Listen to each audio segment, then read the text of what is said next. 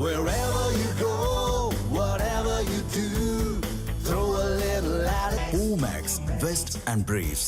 மேற்கு வங்கத்தில் இரண்டாம் கட்ட சட்டமன்ற தேர்தலை முன்னிட்டு கொல்கத்தாவில் நடைபெற்று வரும் பொதுக்கூட்டத்தில் பிரதமர் நரேந்திர மோடி உரையாற்றி வரும் நேரடி காட்சிகளை நாம் பார்க்கலாம்.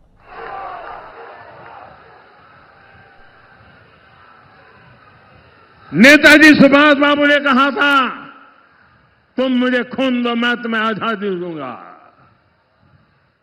बंगाल के मेरे भाइयों बहनों, आप हमें आशीर्वाद दीजिए, हम आपको आजादी देंगे.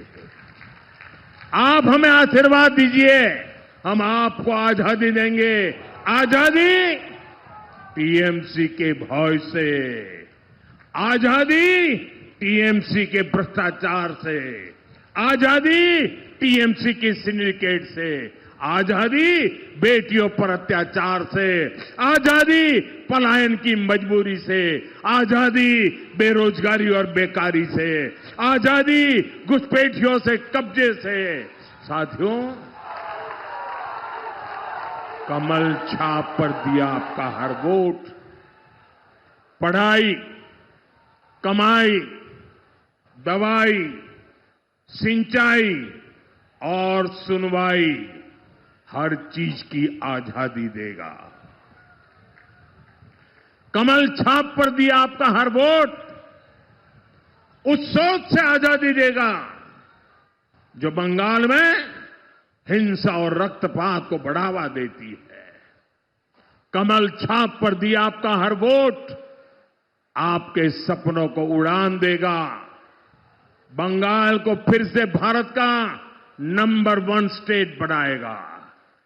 कमल छाप पर दिया आपका हर वोट बंगाल को डॉक्टर श्यामा प्रसाद मुखर्जी के सपनों का बंगाल बनाएगा.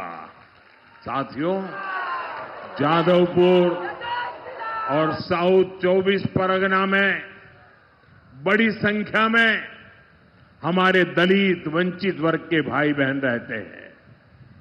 बंगाल में टीएमसी की सरकार है, लेकिन हमारे इन दलित भाई बहनों को, पिछड़े भाई बहनों को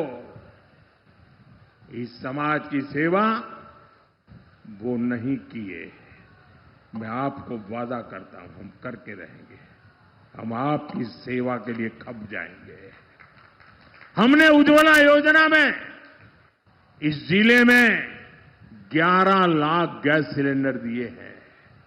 इनमें से लगभग 3 lakh gas connection SC ST परिवारों को मिले हैं.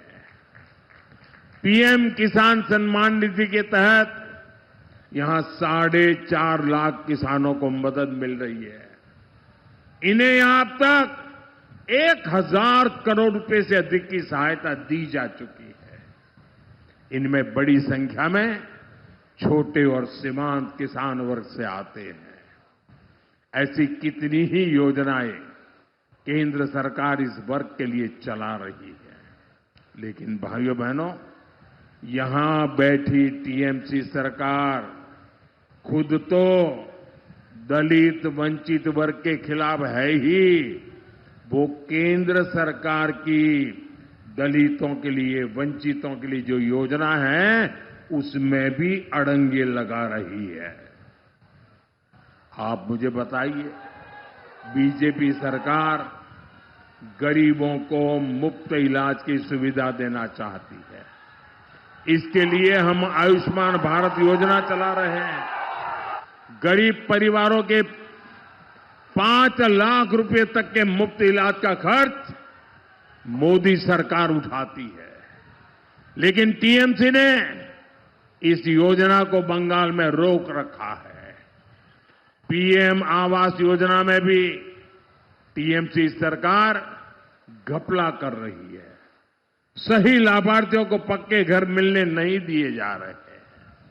साथियों, ये जादवपुर का सुभाष ग्राम कोडालिया, ये क्षेत्र नेताजी सुभाष की विरासत से जुड़ा है. इतना गौरवशाली क्षेत्र, लेकिन आज यहां लोग साफ पानी की समस्या से जूझ रहे हैं। आर्सेनिक की वजह से कई जगह पानी जहरीला हो रहा है।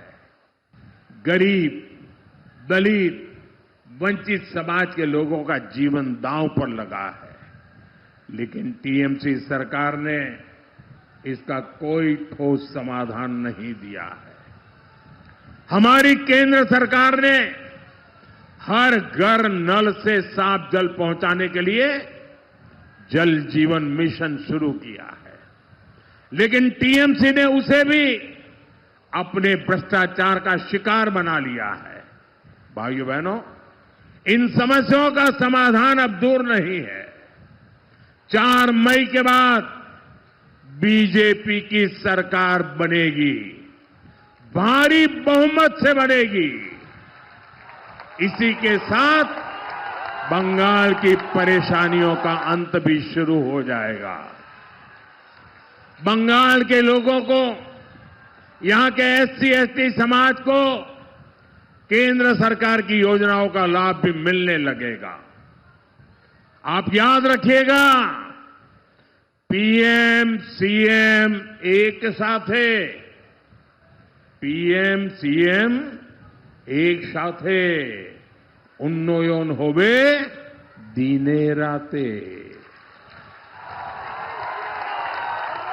साथियों, कमल के बटन को दबाकर मेरे इन सभी साथियों को, मेरे सभी उम्मीदवारों को आप विजयी बनाएं।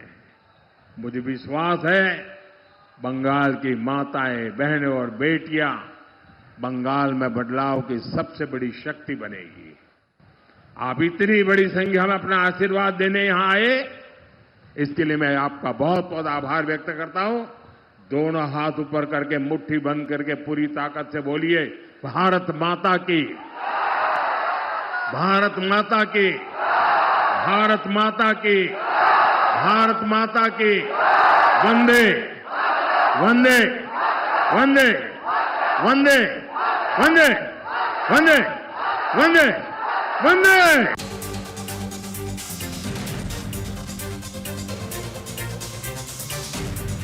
மேற்கு வங்கத்தில் 2ஆம் கட்ட சட்டமன்ற தேர்தலை முன்னிட்டு கொல்கத்தாவில் நடைபெற்று வரும் பொதுக்கூட்டத்தில் பிரதமர் நரேந்திர மோடி உரையாற்றிய நேரடி காட்சிகளை நாம் பார்த்தோம். விவரங்களை பின்னர் வரும் செய்தி தொகுப்பில் விரிவாக பார்க்கலாம்.